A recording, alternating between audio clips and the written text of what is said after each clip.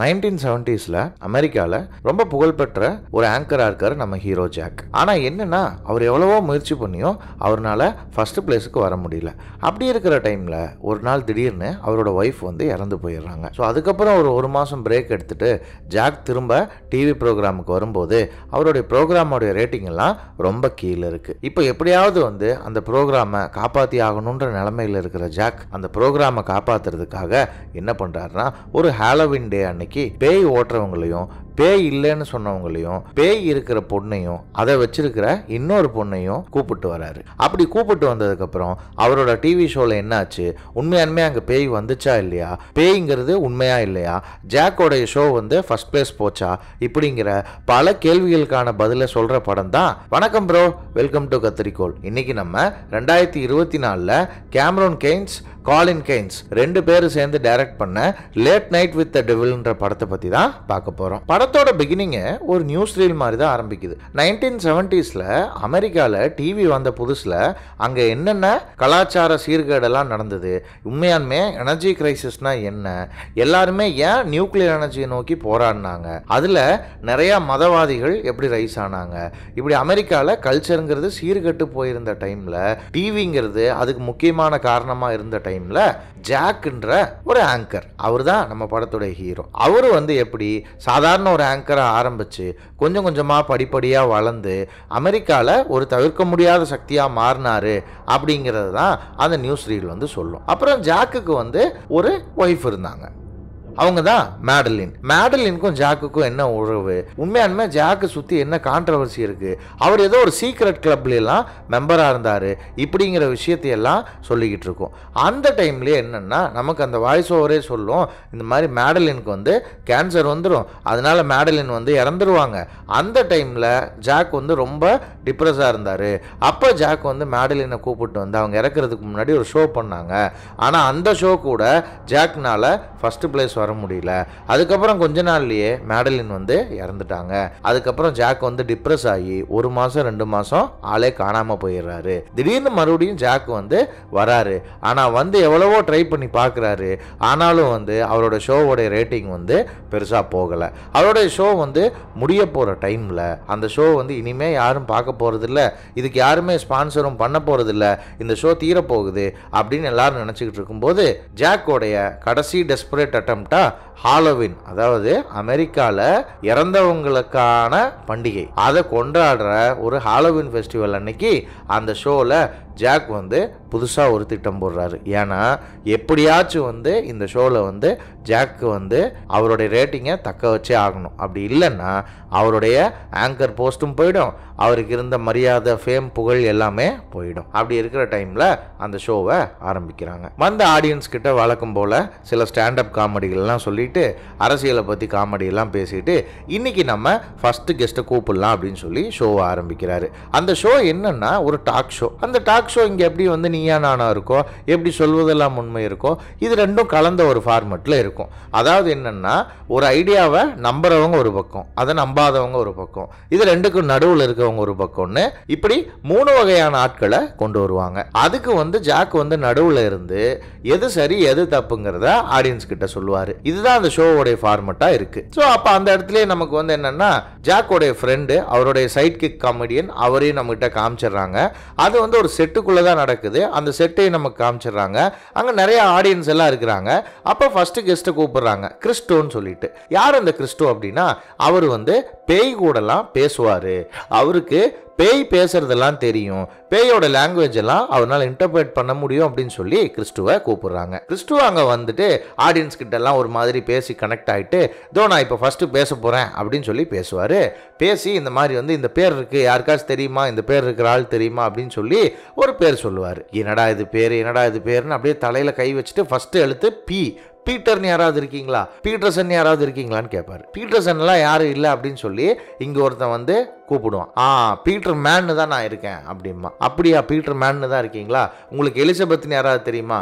இல்ல, எலிசபெத்னா தெரியாது. பெட்டினா யாருன்னு தெரியுமா? தெரியாது அப்படின்னு அவனை போட்டு கிண்டல் பண்ணி விட்டுருவான். அதுக்கப்புறம் நம்ம கிறிஸ்டோ காண்டாயிடுவான். எல்லாரும் கிண்டல் பண்ணி கிறிஸ்டோவை பார்த்து சிரிச்சோன்னே சரி வேற வழி இல்லாமல் என்ன பண்ணுவான் கிறிஸ்டோ, இல்லை எனக்கு சில தடவை இந்த மாதிரி தப்பாகும், இந்த டைம் நான் சரியா சொல்றேன் அப்படின்னு சொல்லி என்ன பண்ணுவாங்கன்னா, இன்னும் 2 பொண்ணுங்க அங்கே உட்காந்துட்டு இருப்பாங்க. ஒரு பொண்ணு அவங்க அம்மா, அவங்க கிட்ட போய் அவங்க பையனை பத்தி எல்லா விஷயத்தையும் சொல்லுவான். எட்மண்ட் உங்களுக்கு ஒரு பையன் இருந்தான், அவன் 5 வருஷத்துக்கு முன்னாடி இறந்து போனான், நான் சொல்றது கரெக்டா அப்படின்னு கேட்பான். ஆமா, அவங்களும் அவங்க இறந்து போனது உங்களுக்கு எப்படி தெரியும்னா, அவங்கள பார்த்துட்டு தான் இருக்கான், நீங்க கவலைப்படாம இருங்கன்னு சொல்லி எனக்கு உண்மையாலுமே பவர் இருக்கு அப்படிங்கிறத அங்க ப்ரூவ் பண்ணுவான். அப்படி பேசிட்டு கிறிஸ்டோ அங்க நின்றுட்டு இருக்கும்போது ப்ரோக்ராமுக்கு பிரேக் கூட போற டைம்ல திடீர்னு கிறிஸ்டோக்கு மண்டைக்குள்ள ஏதோ சைன்னு கத்தும். உங்க என் மின்னின்னு யாராவது இருக்காங்களா? மின்னின்னு யாரையாவது தெரியுமா உங்களுக்கு?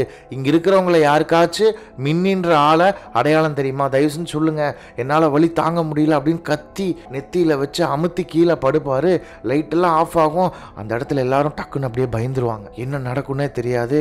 அப்போ டப்புன்னு பிரேக் விட்டுட்டு என்ன ஆச்சுன்னு கேட்பாங்க. என்ன ஆச்சுன்னு கிறிஸ்டோவை கூட்டிட்டு போய் உட்கார வச்சு கேட்கும்போது கிறிஸ்டோ எனக்கு தெரியல, என்னை எப்படியாச்சும் காப்பாத்துங்க, எனக்கு இங்க மின்னின்னு தெரிஞ்சவங்க யாராவது இருக்காங்க, அந்த வாய்ஸ் என்னை ரொம்ப டிஸ்டர்ப் பண்ணுது அப்படின்னு. அப்போ அந்த ஷோவோட டைரக்டர் பிரேக்ல நம்ம ஜாக் கிட்ட கூப்பிட்டு இந்த மாதிரி ஷோ நல்லா போயிட்டு இருக்கு, இது நீ இப்படியே கண்டினியூ பண்ணு, இது மட்டும் இல்லாம புதுசா வந்திருக்கிற வைஸ் பிரசிடென்ட்டோட பொண்ணு கூட உங்களோட பேசணும்னு சொல்றாங்க, அதனால நீ அவங்க கூடயும் பேசி ஆகணும் அப்படின்னு. இல்ல நான் ப்ரோக்ராம் பண்ணிட்டு இருக்கும்போது எப்படி பேச முடியும் அப்படின்னு கேட்பான். இல்ல நீ ப்ரோக்ராம் பண்ணணும்னாலே அவங்ககிட்ட பேசிதான் ஆகணும், அப்பதான் உனக்கு ஸ்பான்சர்ஸ் இந்த ப்ரோக்ராம் எல்லாம் கண்டினியூ ஆகும், முடிட்டு நான் சொல்றதை செய்யுன்னு ஜாக் இது பண்ணி அனுப்பிச்சு விட்ருவாங்க. அப்புறம் பிரேக் முடிய போது முடிஞ்ச 5 செகண்டுக்குள்ள லைவ் ஷோ வந்துடும். லைவ் ஷோல மறுபடியும் கிறிஸ்டோ உட்காந்துட்டு இருப்பான். கிறிஸ்டோ உட்காந்துட்டு இருக்கும் போதே என்ன ஆகும்னா, இன்னொரு கெஸ்ட்டை கூப்பிடுவாங்க, கார்மைக்கேல் அப்படின்னு. அந்த கார்மைக்கேல் யாரு அப்படின்னா, ஒரு மேஜிக் ட்ரிக் பண்ற ஒரு ஆள். அவர் இப்ப மேஜிக் ட்ரிக் எல்லாம் விட்டுட்டு இந்த பேய் இருக்கா இல்லையாங்கிறத சயின்டிபிக்கலா ஆராய்ச்சி பண்ணி சொல்லக்கூடிய ஒரு இன்ஸ்டிடியூட் அல்லது ஒரு ஆர்கனைசேஷனை வச்சு நடத்திட்டு வராப்ல. அவரு ஒரு பெட் வைக்கிறாப்ல. என்னன்னா, பேய் இருக்குங்கிறது உண்மைன்னா நான் $500,000 தரேன், ஆனா பேய் இருக்குங்கிறத உண்மைன்னு எங்ககிட்ட ப்ரூவ் பண்ணோம், நாங்கள் சயின்டிஃபிக்கலாக அதை ரிசர்ச் பண்ணோம்னு சொல்லிட்டு அங்கே உட்கார்றாரு. கிறிஸ்டுவை வச்சு பயங்கரமாக கிண்டல் பண்ணுறாரு. என்னுடைய வேலையே என்னென்னா இந்த மாதிரி ஃப்ராடுகளை எக்ஸ்போஸ் பண்ணுறது தான், ஏன்னா இவங்களுக்கெல்லாம் உண்மையான சக்தியெல்லாம் கிடையாது அப்படின்னு பேசிக்கிட்டு இருக்கும்போதே கிறிஸ்டுவுக்கு இரும்பல் வரும். பயங்கரமாக அவன் மூஞ்சியெல்லாம் மாறிக்கிட்டு இருக்கும். அப்போ கார்மைக்கேல் சொல்லுவான், கிறிஸ்டு இங்கே பண்ணது எல்லாமே ஒரு ட்ரிக்கு தான், இதெல்லாம் பெருசாக சக்தியெல்லாம் கிடையாது, இவனுக்கெல்லாம் ஒரு சரியான சீட்டுன்னு சொல்லிட்டு இருக்கும்போதே கிறிஸ்டுக்கு கோவம் எந்திரிச்சு ஒரு கிளாஸ் தண்ணி எடுத்து அவன் மூஞ்சியில ஊத்திட்டு அங்கிருந்து போயிடுவான் கோவமா. அவன் போன உடனே ஜாக் சொல்லுவான், மின்னிங்கிறது அவன் சும்மா எல்லாம் சொல்லல, ஆக்சுவலா அது என்னோட ஒய்ஃபோட பேரு அப்படின்னு. ஆனா கார்மைக்கேல் கடுப்பாகும். உண்மையை சொல்லு ஜாக்கு, நீ தானே உன்னோட ஷோவை பரபரப்பாக்குறதுக்காக இந்த மாதிரி நீ பண்ணிருக்க அப்படின்னு கார்மைக்கேல் கோவப்பட்டு திட்டுவார். அந்த வெட்டிங் ரிங் போட்டிருந்தது கூட நான் தான் அப்படின்னு ஜாக் சொல்லுவான். ஆனா கார்மைக்கேல் ஒத்துக்க மாட்டாரு.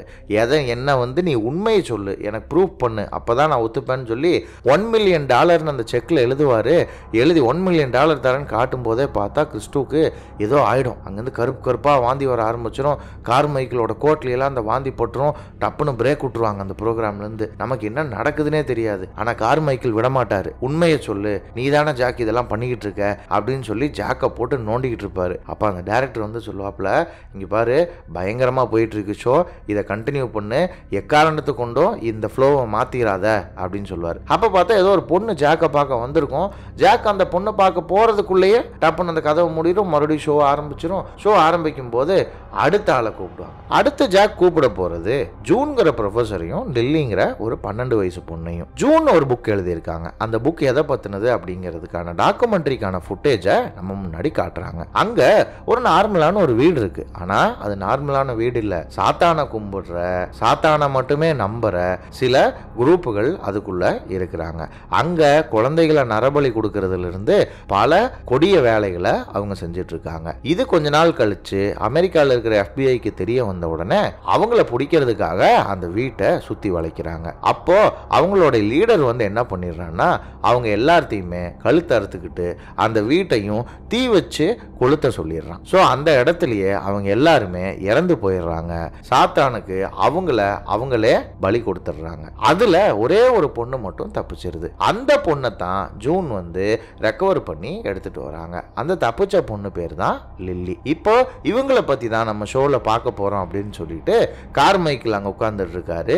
ஜாக் வந்து ஜூனையும் லில்லியையும் கூப்பிடுறான். லில்லியை பார்க்கும்போதே நமக்கு தெரியுது ரொம்ப வியர்டான ஒரு பொண்ணு, ஏதோ பாதிக்கப்பட்டிருக்கு அப்படின்னு. அவன் முகத்திலேயே வந்து ஒரு கொடூரம், ஒரு மாதிரி ஒரு சாந்தம் இல்லாத ஒரு தன்மை இருக்கு. அப்புறம் வந்து லில்லி வந்து ரொம்ப பெரிய பொண்ணு மாதிரி எல்லாம் ஃபர்ஸ்ட் பார்த்தோன்னே ஜாக் கிட்ட பேசிக்கிட்டு இருக்கா. ஸோ அப்பதான் ஜூன் சொல்றாங்க என்னன்னா லில்லி வந்து உண்மையாலுமே பெரிய பொண்ணு தான். ஏன்னா அவ 13 வயசுல அவ பார்த்த விஷயங்களை பல ஆட்கள் வந்து அவங்க வாழ்நாள்லயே பார்க்க முடியாது அப்படின்னு. அவங்க பேசிட்டு இருக்கவே வந்து பிரேக் விட்டுறாங்க.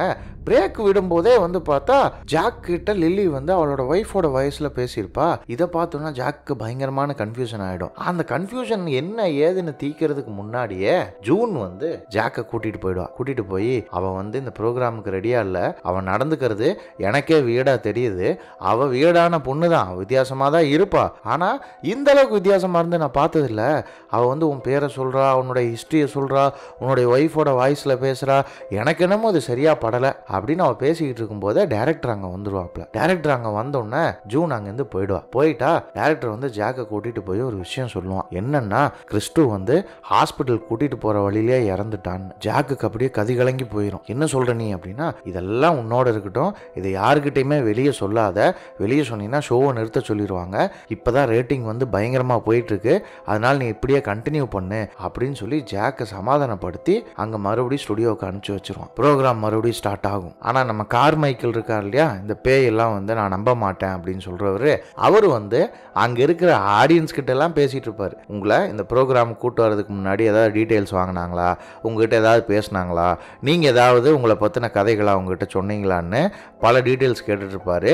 அதே கேப்ல வந்து ப்ரோக்ராம் போடுறதுக்கான டைம் வந்துடும், மறுபடியும் லைவ் ரிலே ஸ்டார்ட் ஆகும். ப்ரோக்ராம் ஸ்டார்ட் ஆனோடனே ஜூனை பத்தி விசாரிச்சுக்கிட்டு இருப்பான் ஜாக். ஆனா கார்மைக்கிள் வந்து அங்க வேணும்னே வந்து ஜூன் எல்லாம் மறுபடியும் ஒரு ஃப்ராடு, எப்படி வந்து கிறிஸ்டோவை சொன்னானோ அதே மாதிரி ஜூனையும் சொல்லுவான். ஆனா ஜூன் வந்து கடுப்பாயிட்டு இருப்பா. ஆனா கார்மைக்கிள் வந்து கடுப்புல ஆக மாட்டான், நீங்க பண்றது கேப் மாதிரி தானே தான், அதை நான் சொல்லிக்கிட்டே இருப்பேன் அப்படிமா. அப்போ வந்து ஜூன் வந்து என்ன சொல்லுவான்னா அந்த பிராக்டிஸை சொல்லுவா. நான் வந்து லில்லியை எப்படி வந்து காப்பாத்தினேன், எப்படி வந்து அவளுக்கு ட்ரீட்மெண்ட் கொடுத்தேன், எப்படி கொஞ்சம் கொஞ்சமா அவளை நார்மல் ஆக்கணும்னு அங்க இருக்கிற விஷயங்கள்லாம் முன்னாடி வச்சிருப்பாங்க. எங்க இருக்கிற விஷயங்கள், லில்லியை காப்பாத்தி ஒரு வீட்டுல இருந்து கூட்டிட்டு வந்திருப்பாங்க இல்லையா, அந்த வீட்டில் இருக்கிற விஷயங்கள்லாம் டேபிளில் வச்சிருப்பாங்க. அங்கே கத்தி மண்டையோடு எல்லாமே இருக்கும். இதெல்லாம் பேசிட்டு இருக்கவே லில்லி வந்து அங்கே இருக்கிற அது இவளுடைய மண்டைக்குள்ள இருக்கிற அந்த சாத்தானை பற்றி சொல்லிக்கிட்டு இருக்கும் போதே திடீர்னு பார்த்தா ஒரு மியூசிக் சவுண்ட் அதிகமாகி எல்லாத்துக்கும் காது அடைக்க ஆரம்பிச்சிடும். என்ன பண்ணுறதுனே தெரியாது. அப்போ வந்து கார்மைக்கிள் போய் அந்த ஒயரை பிடுங்கி விட்டு வந்துட்டு,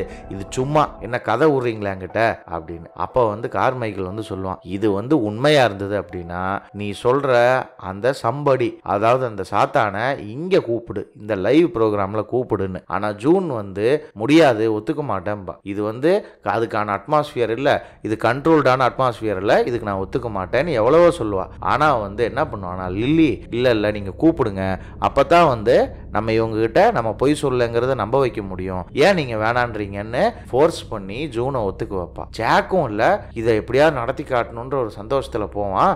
அப்போ வந்து அந்த கமெடியன் இருப்பான் இல்லையா, ஜாக்கோடைய ஃப்ரெண்டு, அவன் வந்து சொல்லுவான், என்னன்னு இந்த மாதிரி வந்து கிறிஸ்து செத்து போயிட்டான்னு எனக்கு தெரியும், நீ வந்து இதை வந்து ரொம்ப ஓவரா இழுத்துக்கிட்டு இருக்க, இந்த விகில்ஸ்ன்ற அந்த சாத்தானை நீ கூப்பிட்டீங்கன்னா இது வந்து லைவ் ஷோ இல்ல, இது வந்து ஒரு பேய் கூப்பிடுற நிகழ்ச்சியா மாறிடும், வேணா சொன்னா கேளுன்னு. ஆனா ஜாக் ஒத்துக்க மாட்டான். எப்படியாவது ஃபர்ஸ்ட் வந்தாகணும்ன்ற அந்த வெறியில மறுபடியும் ப்ரோக்ராமுக்கு வந்து ஸ்டார்ட் பண்ணிடுவான். ஜூன் வந்து லில்லியை ஒரு சேரை போட்டு உட்கார வச்சு, இப்போ ஜூனுக்குமே ஒரு காரணம் கிடைச்சிடும் இதை வந்து நடத்துறதுக்கு. ஏன்னா கார்மைக்கிள் வந்து ஜூன் வந்து ரொம்ப கேவலமா பேசியிருப்பான், இவன் வந்து ஃப்ராடு, பேய் ஓட்டுறேன், அதை ஓட்டுறேன், இதை ஓட்டுறேன்னு இந்த பொண்ணை வச்சுட்டு சம்பாரிச்சுக்கிட்டு இருக்கான்னு. ஆனா நமக்கு படம் பார்க்கும்போதே தெரியும், லில்லி எப்பெல்லாம் காட்டுறாங்களோ அப்பப்பெல்லாம் வந்து சின்னதா வந்து ஒரு கிளிச் ஒன்று வரும், அப்படி விஷுவல் வந்து இப்படி மாறிட்டு போகும். அப்போ ஜூன் வந்து பேச ஆரம்பிப்பா. பேச ஆரம்பிக்கிறதுக்கு முன்னாடியே சொல்லுவா, யாருமே இடையில எதுவுமே பேசாதீங்க, லில்லி எங்கூட மட்டும்தான் ஃபோக்கஸ்ல இருக்கணும் அப்படின்னு. அப்போ லில்லியை கொஞ்சம் கொஞ்சமா பேசி பேசி பேசி பேசி பேசி அந்த விகிலை வர வைப்பான். மிஸ்டர் விகில் நீங்கள் வந்துட்டீங்களா அப்படின்னு ஜூன் கேட்கும் போதே அந்த இடத்துல எல்லாமே மாறிடும். எல்லாம் பயங்கரமாக சவுண்டு கேட்கும். லில்லி வந்து பயங்கரமாக அவளோட முகம் கீகம் எல்லாம் கிழிஞ்சு அவ கண் எல்லாம் மாறி அந்த இடத்துல இருக்கவங்க எல்லாருமே பயந்துருவாங்க. அந்த அவ தோல் கிழிஞ்சு வெளியே வந்து அந்த இடத்துல கருப்பாக இருக்கும். அப்போ வந்து கத்திக்கிட்டு இருப்பா. என்ன கத்துவானா, நீயும் ஜாக்கும் வந்து கள்ளத்தொடர்பு வச்சிருக்கிறது எனக்கு தெரியாதுன்னு நினச்சிட்டிங்களா? அவன் பொண்டாட்டி சத்துன்னா ஜாக்குக்கு ரொம்ப சந்தோஷமாக போச்சு.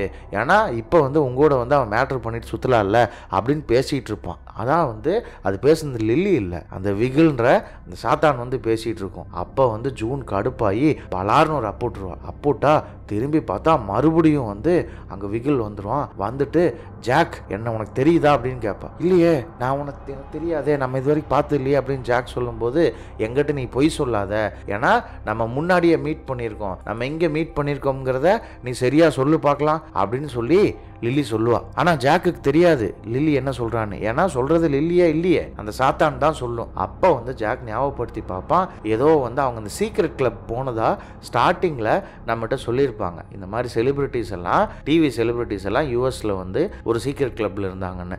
அந்த கிளப்பில் ஏதோ நடந்த மாதிரி நம்ம காட்டுவாங்க.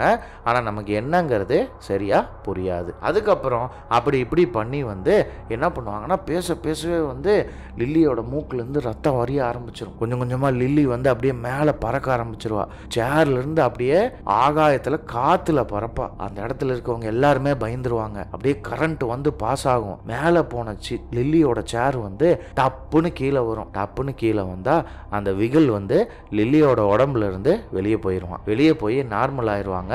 நார்மல் ஆன உடனே நம்ம கார்மைக்கேல் வந்து இதெல்லாம் நம்பாதீங்க, இதெல்லாமே ஒரு ட்ரிக்கு, இவனுக்கு கேப் மாறிய ஃப்ராடுங்கன்னு மறுபடியும் கத்த ஆரம்பிப்பான்.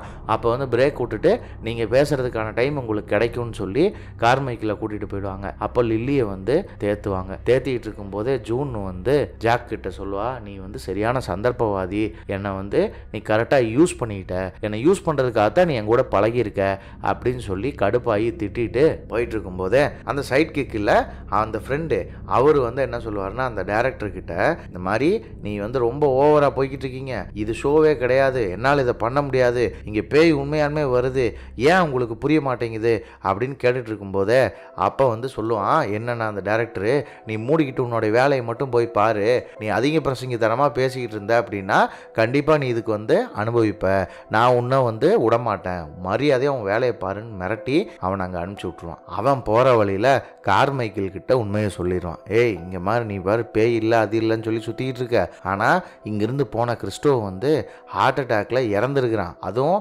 சாதாரணமாக ஹார்ட் அட்டாக் வரல, அவன் குடல் வரைக்கும் வாந்தி எடுத்திருக்கான், அவ்வளோ வாந்தி எடுத்து தான் அவன் இறந்துருக்கிறான். இங்கே நீ பேய் இல்லைன்னுலாம் உருட்டிக்கிட்டு இருக்காத, இந்த இடத்துலேருந்து தப்பிக்கிறதுக்கு என்ன வழின்னு பாரு அப்படின்னு சொல்லிட்டு போவான். இங்கே டைரக்டர் ஜாக்கு கிட்ட நம்ம ஷோவோட ரேட்டிங் எங்கேயோ போயிடுச்சு, அடுத்த நாள் காலையில் வந்து நாளைக்கு காலையில் நம்மளெல்லாம் கூப்பிட்டு என்கொயரி வச்சாலும் வைப்பாங்க, இந்த மாதிரி பல விஷயங்கள் வெளியே பரபரப்பாக நடந்துட்டுருக்கு, அதனால எக்காரணத்தை கொண்டும் ஷோவை நிப்பாட்டிடாத அப்படின்னு சொல்லி ஜாக்குக்கு ஆசையை மூட்டி விடுவான். மறுபடியும் ப்ரோக்ராம் ஸ்டார்ட் ஆகும். ப்ரோக்ராம் ஸ்டார்ட் ஆனோன்னா என்ன ஆகும்னா, இப்போ நடந்ததெல்லாம் பற்றி என்ன லில்லின்னு நினைக்கிற நீ அப்படின்னு ஜாக் வந்து லில்லி கிட்ட பேசிட்டு இருப்பான். ஆனால் வந்து கார்மைக்கேல் வந்து இல்லை இப்போ நடந்ததுமே உண்மை கிடையாது, இது எல்லாமே பொய் அப்படின்னு. ஏங்க, கண்ணு முன்னாடியே சேர்ல அவன் மேலே போயிருக்கா, கரண்ட் எல்லாம் வந்திருக்கு, அவன் மூஞ்சியெல்லாம் கிழிஞ்சுது, அதெல்லாம் பார்த்தீங்களா நீங்க அப்படின்னா, நான் பார்த்தேன், ஆனால் இதெல்லாம் பொய் அப்படி. சரி, இதெல்லாம் பொய் நீங்க எப்படி ப்ரூவ் பண்ணுவீங்க, எனக்கு ப்ரூவ் பண்ணி காட்ட முடியுமா உன்னால அப்படின்னா, கண்டிப்பாக என்னால் ப்ரூவ் பண்ணி காட்ட முடியும் அப்படின்னு சொல்லிட்டு என்ன பண்ணுவான்னா, நம்ம சைடுக்கு கமெடியன் அவனை கூட்டிகிட்டு போய் அதே மாதிரி சேரை போட்டு உட்கார வச்சு, இப்போ நான் உங்களுக்கு பண்ணி காட்டுறேன் பாரு அப்படின்னு சொல்லி பண்ணி காட்டுவோம். என்னடா பண்ணி காட்ட போகிறான் அப்படின்னு பார்த்தா, அந்த கமெடியன் கூட ஒரு வாட்ச் எடுத்து வச்சுக்கிட்டு இதை உத்து பாரு உத்து பாரு உத்து பாருன்னு சொல்லி அவனை ஹிப்னடைஸ் பண்ணிடுவான். ஹிப்னடைஸ் பண்ணி கொஞ்சம் கொஞ்சமாக அவனை பேசி இது பண்ணுவான். ஆடியன்ஸ் எல்லாத்தையுமே அந்த வாட்சை பார்க்க சொல்லுவான். இப்போ கஸ், நீங்கள் சொல்லுங்கள், உங்களுக்கு எது ரொம்ப பிடிக்கும் பிடிக்காதுன்னு பேசிக்கிட்டே, உங்களுக்கு வந்து மண்புழுனா பிடிக்காது தானே அப்படின்னா, ஆமாம் பிடிக்காது தான், ஏன் இங்கே. இல்லை உங்களுக்கு பிடிக்காது தானே, நான் சும்மா கேட்டேன். ஏன் பிடிக்காது உங்களுக்கு அப்படின்னா, ஐயோ மண்புழு யாருக்கு தான் பிடிக்கும், அதுக்கு மூஞ்சி இல்லை, கண் இல்லை, கால் இல்லை, எதுவுமே இல்லை, வளரலாம் நெளிஞ்சுக்கிட்டு இருக்கும், அது எனக்கு பிடிக்காது. நீங்கள் வந்து இப்போ என்னுடைய கண்ட்ரோலில் இருக்கீங்க, உங்களுக்கு தெரியுதா கஸ்ன்னு கேட்பான். நான் வந்து உங்களுடைய கண்ட்ரோலில் இருக்கேனா, அப்பெல்லாம் கிடையாதே அப்படின்பா. சொல்ல சொடக்கு போடும். சொடக்கு போட்டால் கஸ்ஸுக்கு சட்டைக்கிட்டெல்லாம் கழட்டுவாப்பில். என்னது உங்கள் மேலே மண்புழு நெளிதா, மண்புழு நெளிதான்னு பார்த்தா கஸ்ஸோட கழுத்துலேருந்து உண்மையானுமே மண்புழு வெளியே ஆரம்பிச்சிடும். அப்புறம் அவரோட வயிற்றுலேருந்து மண்புழு வந்து அப்படியே கொட்ட ஆரம்பிச்சிடும். கஸ்ஸை வந்து திரும்ப கொண்டு வர ட்ரை பண்ணுவான். ஆனால் கஸ்ஸுனால திரும்பி வர முடியாது. மூஞ்சிலேருந்து கிழிஞ்சு மண்புழு புழுவா ஃபுல்லாக வெளியே வந்துடும். அப்போ டப்புன்னு சொடக்கு போடுவான். சொடக்கு போட்டால் என்ன ஆகும்னா, அதெல்லாம் எதுவுமே நடக்காத மாதிரி கஸ்ஸு வந்து நார்மல் ஆகி சட்டையை போட்டுட்டு போயிடுவாப்ல. அப்பதான் கார்மைக்கேல் சொல்லுவாப்ல, இங்க என்ன நடந்தது அப்படின்னு ஜாக் கேட்பான். நான் உங்களை எல்லாத்தையும் ஹிப்னடைஸ் பண்ணேன். என்னது, எங்க எல்லாத்தையும் ஹிப்னடைஸ் பண்ணீங்களா? இல்ல கஸ்ஸை மட்டும் ஹிப்னடைஸ் பண்ணியிருந்தீங்கன்னா பரவாயில்ல, எப்படி உங்களால எங்க எல்லாத்தையுமே ஹிப்னடைஸ் பண்ண முடியும்? அதுக்கு வாய்ப்பே இல்லையே அப்படின்னு சொல்லும்போது, ஆமா நீங்க எல்லாருமே ஹிப்னடைஸ் ஆகிதான் இருந்தீங்க. இங்க வந்து கஸ்ஸோட சட்டைக்குள்ள இருந்து மண்புழுவெல்லாம் வரல, கஸ்ஸோட மண்டையில இருந்தெல்லாம் மண்புழு வரல, நீங்க எல்லாருமே ஹிப்னடைஸ் ஆகி இருந்ததுனால உங்களுக்கு அப்படி தெரிஞ்சுது அப்படின்னு. இது எப்படி நாங்கள் நம்புறது அப்படின்னா, அப்போ வந்து கார்மைக்கில் ஒரு ஐடியா சொல்லுவான். இல்லை நான் உங்களை நம்ப வைக்கிறேன் அப்படின்னு சொல்லி இப்போ எடுத்த ஃபுட்டேஜை திரும்ப போட்டு பாருங்க, அப்போ உங்களுக்கு தெரியும் அப்படின்னு. அந்த ஃபுட்டேஜ் எடுத்து திரும்ப போட்டு பார்ப்பாங்க.